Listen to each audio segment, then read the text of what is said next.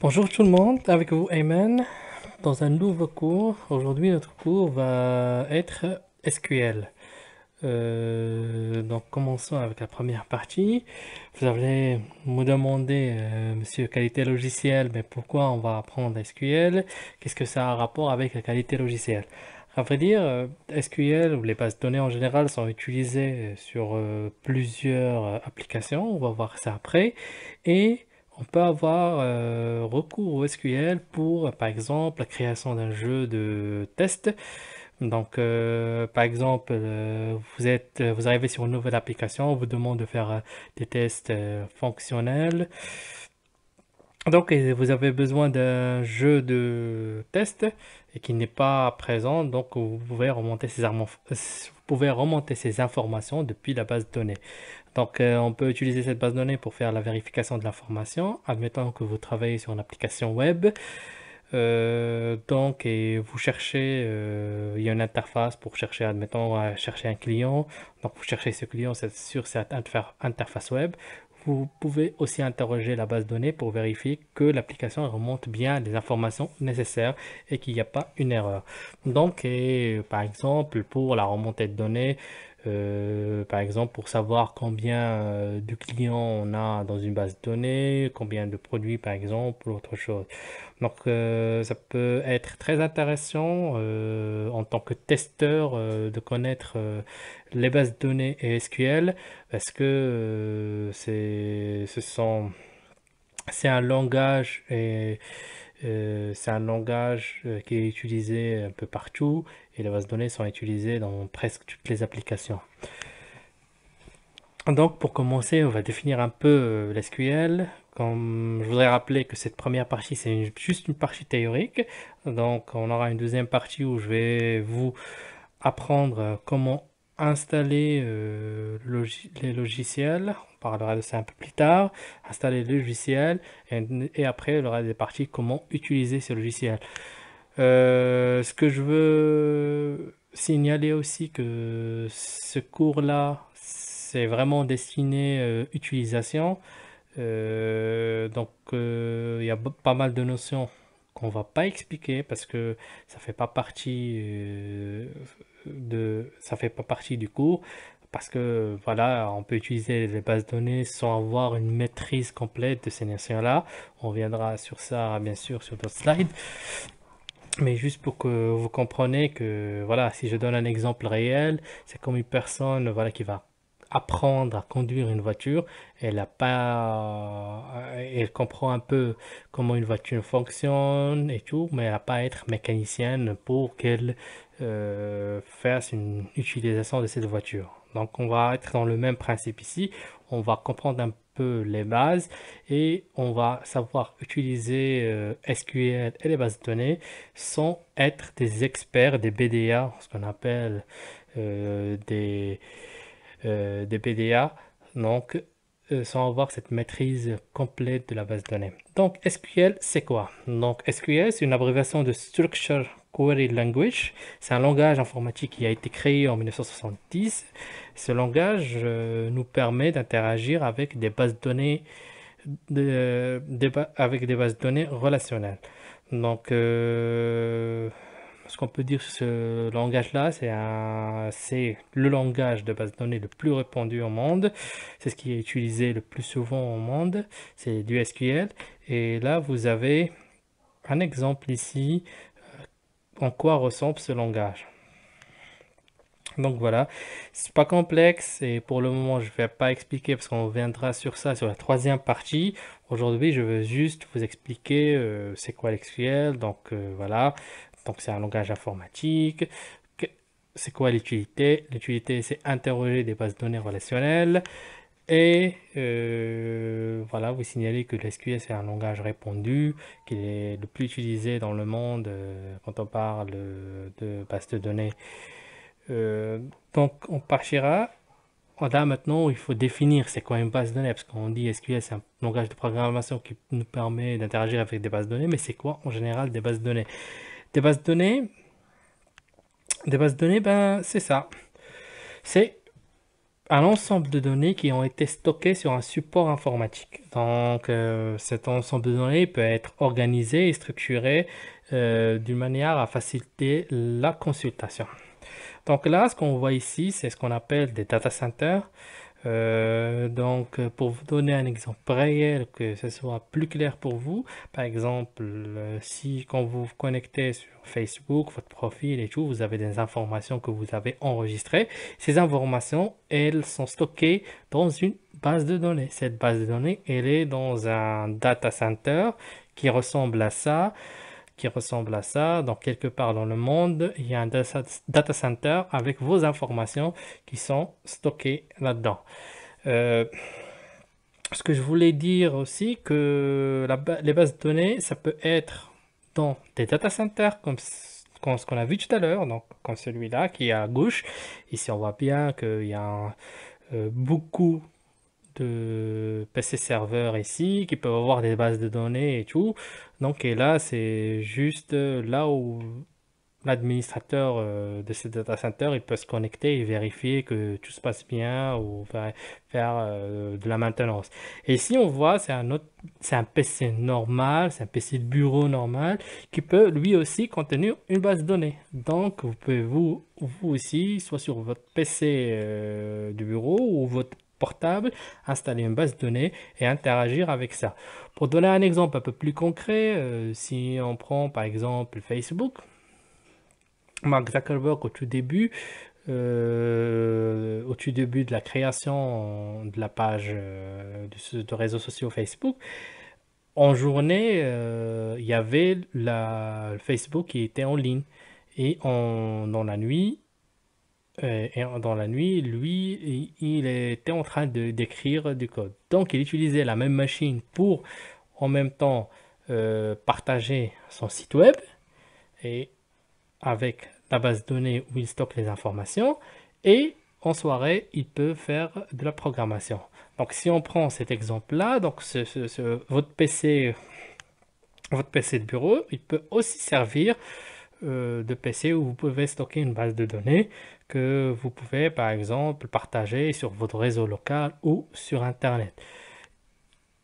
Et comme sur celui-là aussi, on peut supposer que le mec il peut faire un peu de la programmation, sauf que comme vous pouvez comprendre que ce genre, euh, ce genre de PC ici n'est pas nécessairement adapté à ça, et plutôt adapté à la gestion et la maintenance du data center et des serveurs.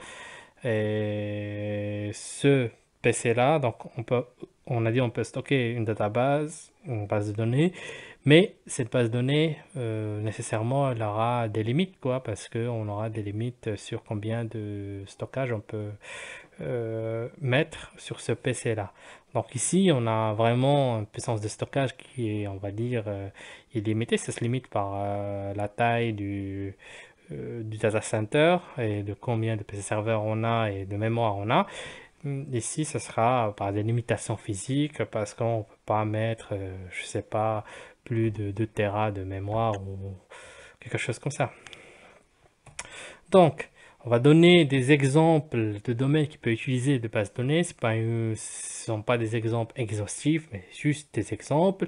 On va parler par exemple, si on prend la météorologie, donc comment ça se passe. Eux, ils rassemblent des données sur l'humidité, sur la température et autres, et les stockent dans une base de données. Et ces informations-là, ils sont partagés avec les applications que vous pouvez avoir, que ce soit par exemple des applications, si on parle de l'Amérique, c'est par exemple AccuWeather, par exemple les applications de iPhone pour la météo, les applications d'Android pour la météo, pas mal d'applications de météo. Donc ces informations-là, ils sont stockées dans une database, donc dans une base de données, et sont partagées librement et gratuitement avec ces applications-là qui vous remontent l'information. Il y a les réseaux sociaux, par exemple, on a parlé de Facebook, ça peut être LinkedIn ou autre.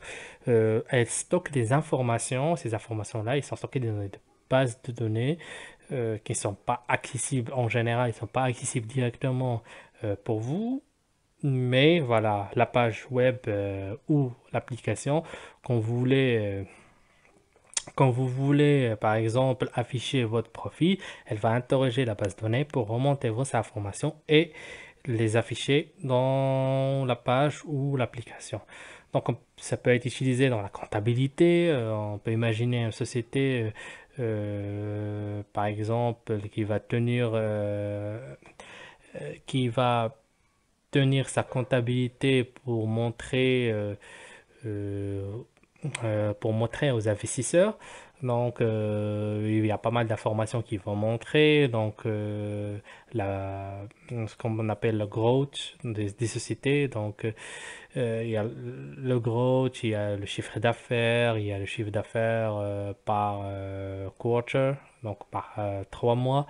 Il y a pas mal d'informations qu'on peut remonter aux investisseurs pour qu'eux ils puissent faire euh, et prendre les bonnes décisions en dépendant des informations qu'ils ont eues et faire les bons investissements, soit acheter, par exemple, acheter l'action de cette société ou, par exemple, vendre l'action parce que la société ne va pas bien.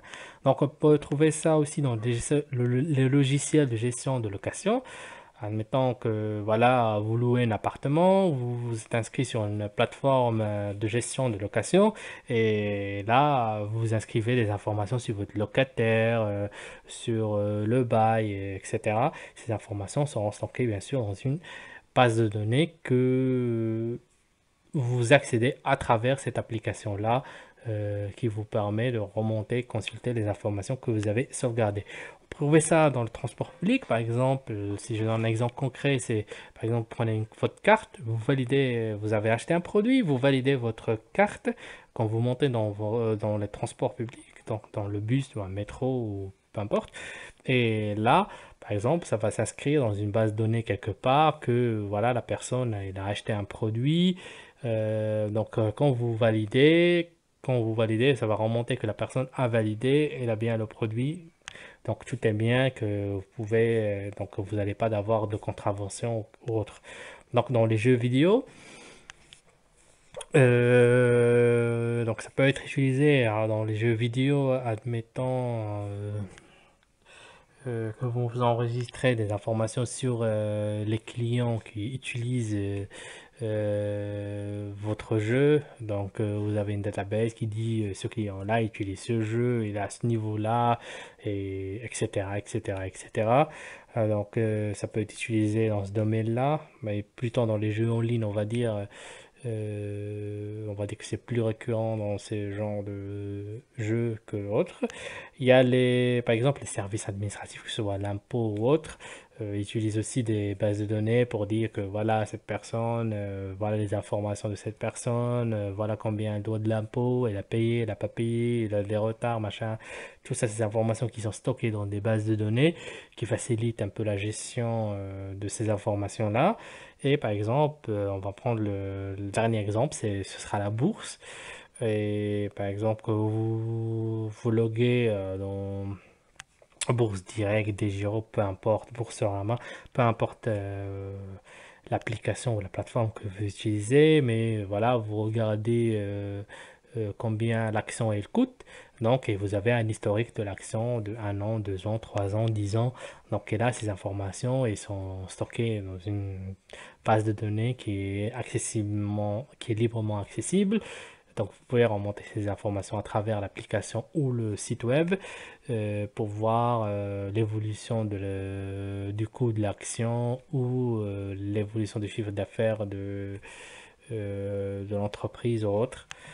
Euh, donc, c'est pas une liste exhaustive, hein, c'est juste des exemples que je donne là pour vous donner une idée que les bases de données sont utilisées sur plusieurs et plusieurs domaines et ils sont à peu près utilisés sur tout ce que vous utilisez dans la vie normale de tous les jours, que ce soit par exemple votre compte Netflix ou vos scores dans des jeux vidéo, ou des réseaux sociaux, votre compte Google ou autre.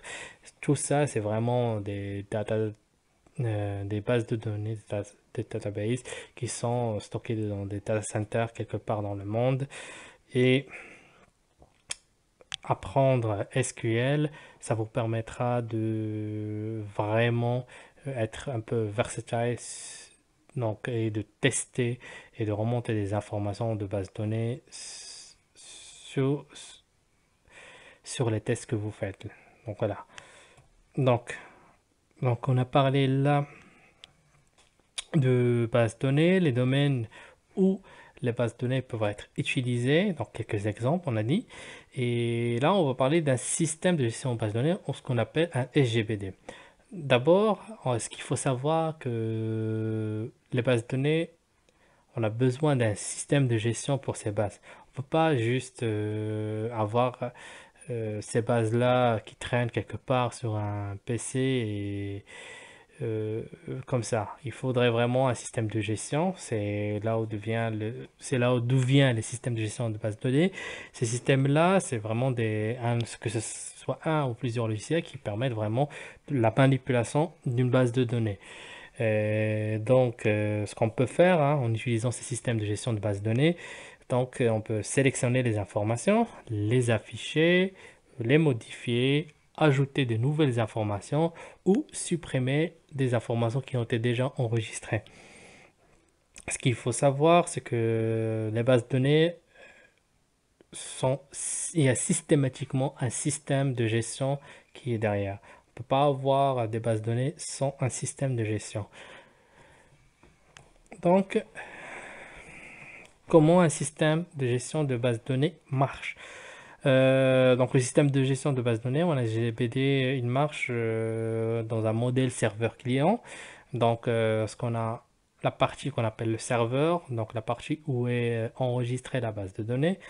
Ça peut être, comme on a dit tout à l'heure, c'est votre PC. Donc vous avez installé votre base de données sur votre PC. Donc elle existe sur votre PC et il y a un système de gestion de base de données qui le modèle serveur qui est installé sur votre PC pour pouvoir accéder à ces informations-là. Il y a la deuxième partie qui est le client. Et là, c'est le logiciel qui va interroger le serveur et nous transmettre la réponse de ce serveur. Donc, quand on parle des grandes bases de données, par exemple celle de Facebook, celle de LinkedIn ou autre, Instagram ou autre, c'est vraiment des bases de données qui sont installées dans des machines distantes. Donc, pour beaucoup de raisons, hein, mais la raison la plus parlante, c'est vraiment, il a besoin d'une grande capacité de stockage. Par exemple, pour Facebook, hein, c'est des milliers et milliers de euh, de teraoctets dont on a besoin. Et là, on ne peut pas faire ça dans une seule machine. Donc, on a besoin des data centers. Et donc, la base de données, elle est installée dans un serveur qui est distant. Mais, comme on a dit tout à l'heure, rien n'empêche qu'on puisse l'installer sur notre machine à nous. Donc, et avoir les deux composants sur la même machine. De toute façon, c'est la méthode qu'on va utiliser nous pour notre apprentissage. Donc, on peut avoir les deux composants, donc la partie serveur et la partie client qui nous permettra d'interagir avec ce serveur. Ce qu'il faut savoir, c'est que on ne peut pas interagir avec une base de données directement. Il nous faudrait obligatoirement la partie serveur. S'il n'y a pas la partie serveur, on ne peut pas interagir avec la base de données. Je veux juste que ce soit clair pour vous. Donc, il y a toujours une partie serveur et une partie client. Donc, tout à l'heure, j'ai parlé dans le premier slide de base de données relationnelle, mais jusqu'à maintenant, je ne l'avais pas défini, c'est quoi. Donc, tout simplement, c'est un SGBDR, c'est un système de gestion de base de données relationnelle, qui s'appelle relationnel. C'est un logiciel qui repose sur les modèles les principes relationnels. Donc, ce qu'elle nous permet la définition des données, la manipulation des données, l'administration des données. Ça, on le sait déjà. Mais je vous ai mis un exemple ici qui va vous montrer un peu plus qu'est-ce que ça veut dire. Donc, à vrai dire, c'est que on a ici ce qu'on appelle une table menu resto, une table poisson servi, une table contenant, une table poisson. Et ces tables-là, il y a des relations entre cette table-là et cette table-là. Par exemple, ici, on peut y voir ici qu'il y a un ID menu. Et ici, on voit aussi que dans le menu restant, il y a un ID menu. Donc, il y a une relation entre cette table et cette table. C'est la même chose ici pour le resto et le menu resto. Il y a l'ID resto et l'ID resto ici dans la table resto. Donc là, on a bien une relation entre ces deux tables. Donc c'est la même chose pour le reste. Donc c'est vraiment des tables où on a des relations entre elles. Et c'est là où on va utiliser, c'est là ce qui s'appelle le SGBDR. Et on va utiliser plus SQL pour interroger et interagir avec ce genre de table. Euh, Ce qu'il faut savoir, c'est que dans notre cours là, on va pas partir vraiment trop loin dans la théorie relationnelle. On n'a pas besoin de maîtriser vraiment la théorie relationnelle. Ce qu'il faut juste savoir que voilà, l'SQL est utilisé pour ça, mais on n'a pas vraiment besoin d'être expert dans la maîtrise théorie relationnelle. Euh, c'est voilà, ça va pas nous arrêter quand même d'apprendre à utiliser les SQL, de savoir comment remonter des informations, comment faire par exemple pour l'installer sur notre machine à nous pour faire notre apprentissage et comment l'utiliser pour nos tests et tout. Ça va pas le fait de ne pas maîtriser cette théorie-là, ça va pas nous empêcher de faire ça. Donc on sait c'est quoi, on sait que ça existe, mais on n'a pas besoin d'aller plus loin que ça. Donc, je vais donner des exemples ici de SGBDR. Donc, le système de gestion base de données relationnelle qui est le plus connu, c'est le MySQL. Donc, ce système de base de données il utilise le langage SQL. Il est l'un des plus utilisés au monde. Et bon, sa popularité est due en grande partie sur le fait qu'il est un logiciel open source. Donc, un logiciel qui est open source, c'est un logiciel qu'on peut voir et auditer le source code, que tout le monde peut le voir, tout le monde peut le modifier, tout le monde peut l'auditer et tout le monde peut créer, entre guillemets, des applications annexes ou frères ou complémentaire ou la même application en se basant sur ce code source. Donc là, le plus utilisé, bon voilà, c'est MySQL, mais toutefois, il y a d'autres concurrents qui sont dans le marché, par exemple Oracle. Donc Oracle, c'est celui de Oracle Corporation. Il est payant, il a vraiment un coût élevé et donc il est principalement utilisé par les sociétés, c'est évident. Donc la spécificité du Oracle, c'est que il gère très très très bien les grands volumes de données. Par exemple, moi quand je travaille dans le domaine du transport, on utilise Oracle euh, parce que voilà, il sait gérer les gros volumes. Donc, pour ce qui est, la question est-ce qu'il faut acheter des licences quand on a de petites tailles de données? La réponse est non, parce que les performances ne seront pas bien différentes de MySQL ou d'autres SGBD, par exemple PostgreSQL ou autre. Donc, ce qu'il faut savoir que Oracle Database est plus adapté pour les gros volumes. Et si on a des petits volumes, il vaut mieux s'orienter vers un autre SGBDR qui sera mieux adapté pour notre utilisation. Donc, il y a le PostgreSQL. Lui aussi, c'est un logiciel open source, mais celui-là, il est moins connu et moins utilisé par les débutants. Donc, nous, dans ce cours, on va quand même utiliser MySQL parce qu'il est le plus connu et le plus utilisé par les débutants. Donc, ce qui vous permettra aussi d'avoir de l'aide au cas où, par exemple, vous êtes en train de tester, euh, vous êtes en train de faire des tests, faire votre apprentissage. Donc, vous avez suivi une cours, mais voilà, vous voulez aller au-delà. Et donc là, vous pouvez avoir de l'aide parce qu'il y a une grande communauté qui l'utilise et qui pourra vous répondre et vous aider. Bien sûr, nous, on est là. Vous pouvez nous laisser vos questions dans les commentaires et on essaiera de vous répondre le plus rapidement possible à vos questions. Donc voilà, la problématique d'un langage comme d'un SGBDR, désolé, comme PostgreSQL, c'est qu'il est pas utilisé par des débutants, donc il y a moins de personnes qui peuvent vous répondre. Donc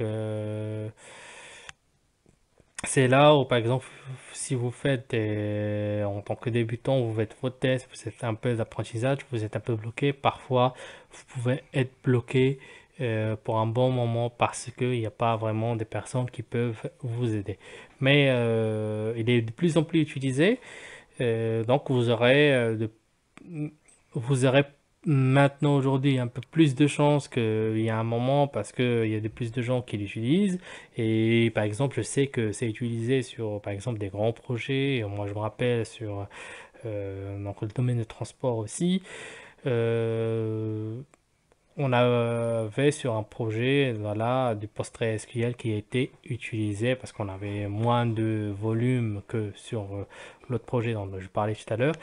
Mais ça reste que il est moins adapté pour les débutants.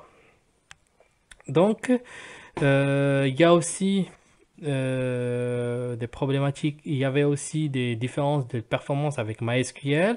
Aujourd'hui, ça tend à diminuer entre les deux langages. Donc, voilà, si quelqu'un veut commencer par du PostgreSQL, il n'y a pas de souci. Normalement, il devrait pouvoir, même en suivant ce cours-là, faire un peu de PostgreSQL. Sauf que voilà, nous, on va pas faire l'installation du PostgreSQL, mais on va faire de l'installation du MySQL. Donc, il y a MS Access, et là, c'est un logiciel édité par Microsoft. Donc c'est un logiciel payant, bien sûr. Et il a l'inconvénient qui marche que sur Windows. Donc les autres qu'on a présentés jusqu'à maintenant, ils peuvent marcher sur du Linux et du Windows, mais celui-là, il marche que sur Windows. Donc, ce qu'il faut savoir que celui-là, c'est vraiment des petites tailles de données, hein. C'est un SGBDR que vous allez installer sur votre poste, et l'utiliser pour gérer une base de données sur votre poste à vous. Son plus gros avantage, c'est qu'il a une interface graphique intuitive, mais son plus grand inconvénient, c'est qu'il n'est pas adapté au grand volume et qu'il ne fonctionne que sous Windows. Un troisième inconvénient qu'il a, c'est qu'il a moins de fonctionnalités que les autres. Vu qu'il est, voilà, c'est un SGBD qui est fait pour vraiment des gens qui veulent juste voilà, avoir une base de données sur leur PC, avoir une interface graphique intuitive et l'utiliser. Ils veulent pas apprendre du SQL ou d'autres langages qui peuvent leur donner plus de fonctionnalités, mais là c'est vraiment adapté pour ces gens-là.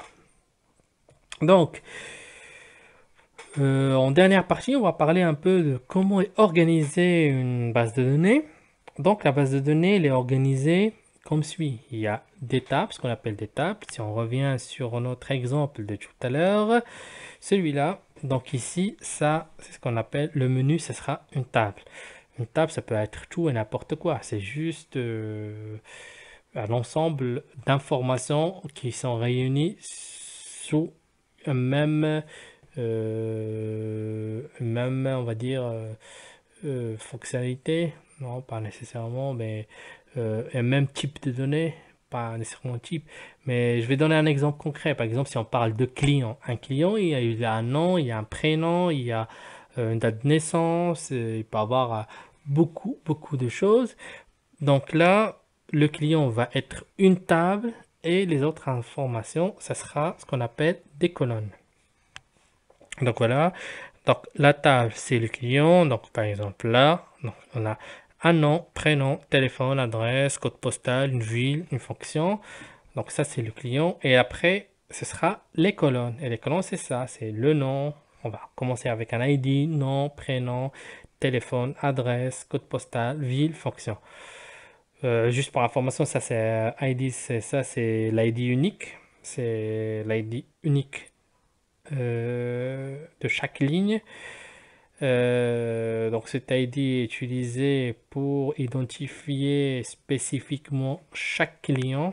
Par exemple, si je dis select from client where ID equal 1, donc je sais bien qu'il va me sortir ce client-là parce que c'est celui qui a l'ID 1. Donc on va voir ça plus tard, plus en détail. Donc, et les lignes, c'est ça, c'est une ligne. Donc c'est les données qui sont enregistrées dans cette base de données. Donc on a dit qu'il y a une table. La table, c'est voilà, par exemple un client. C'est voilà un ensemble de données qui relatent au même sujet. Par exemple un client, donc le nom, prénom, téléphone, adresse et autres. Donc les colonnes, c'est chaque information dont on a besoin sur la table. Donc table en premier. Donc les colonnes, donc qui vont là, c'est là où on dit les informations dont on a besoin. Et après les lignes ici, c'est les lignes d'informations qu'on a enregistrées dans notre base de données.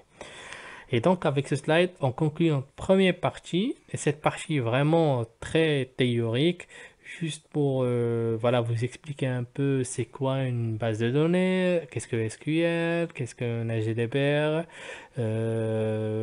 qu'est-ce que le modèle client-serveur, comment ça marche une base de données, comment elle est organisée. Elle est organisée. Donc là, on a conclu notre première partie qui est très théorique. La deuxième partie sera l'installation de MySQL. Donc on va voir comment installer MySQL. Je vais vous laisser pour cette partie-là, ce PDF-là, je vais essayer de le mettre quelque part et vous ajouter le lien si vous voulez le télécharger ou vous le garder comme une référence. Euh, et dans la deuxième partie, je vais aussi faire la même chose et essayer de vous faire les inscriptions de l'installation quelque part et vous donner le lien pour que vous puissiez la télécharger et suivre avec la vidéo. Donc, si vous avez des questions, n'oubliez pas de les mettre dans les commentaires. Si vous avez des remarques aussi, n'oubliez pas de vous abonner et on se voit dans le prochain cours.